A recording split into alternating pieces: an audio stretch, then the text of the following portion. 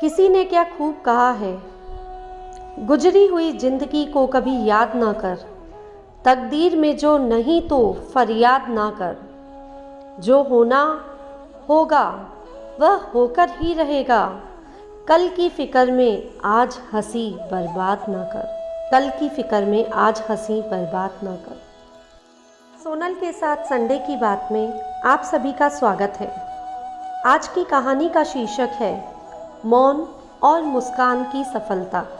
एक मोमू सेठ के बारे में आज मैं आपको बताने वाली हूँ।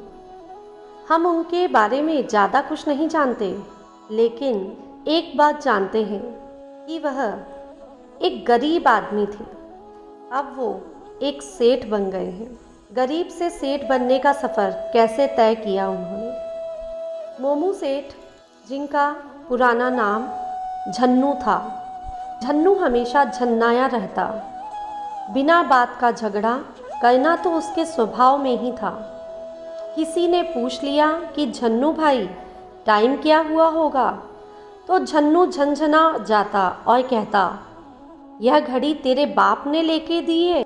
यहाँ टाइम पहले ही खराब चल रहा है, तू और आ गया मेरा टाइम खाने, भाग यहाँ से। अब ऐसे आदमी के साथ कौन काम करे। ना उसके पास कोई ग्राहक टिकता और ना नौकर। यही कारण था कि वो जो भी काम करता था उसमें उसे नुकसान ही होता था। कहते हैं कि एक संत एक बार झन्नू के पास से गुजरे। वे कभी किसी से कुछ मांगते नहीं थे, पर ना मालूम उनके मन में क्या आया, सीधे झन्नू के सामने आ खड़े हुए और बोले, बेटा संत को भोजन करा दो। अब झन्नू तो झन्नू ही ठहरा। झन्ना कर बोला, मैं खुद भूखे मर रहा हूँ, तू और आ गया, चल चल अपना काम कर। संत मुस्कुराए और बोले, मैं तो अपना ही काम कर रहा हूँ, बिल्कुल सही से कर रहा हूँ, तुम ही अपना काम सही से नहीं कर रहे। झन्नू झटका खा गया।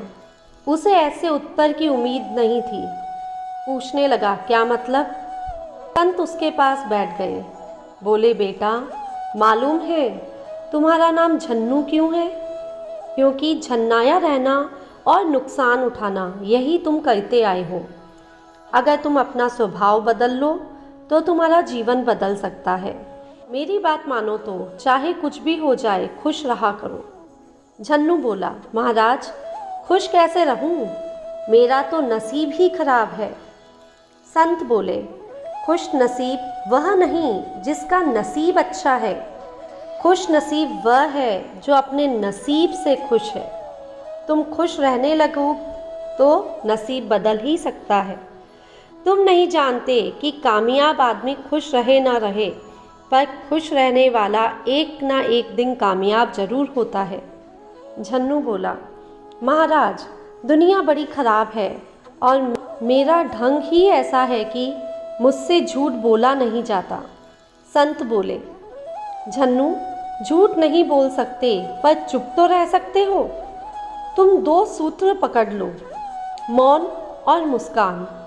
मुस्कान समस्या का समाधान करा देती है और मौन समस्या का बात कर देता है।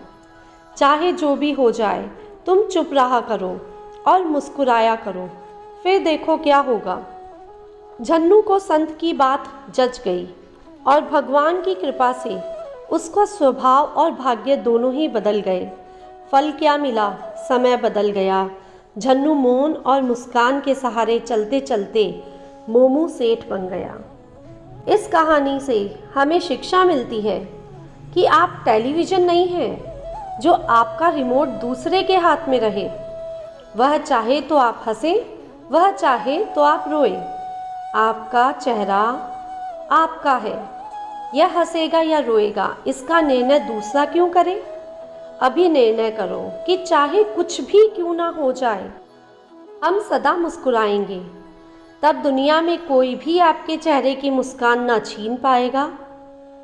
याद रहे, गुजरी हुई जिंदगी को कभी याद ना कर, तकदीर में जो नहीं वो फरियाद ना कर।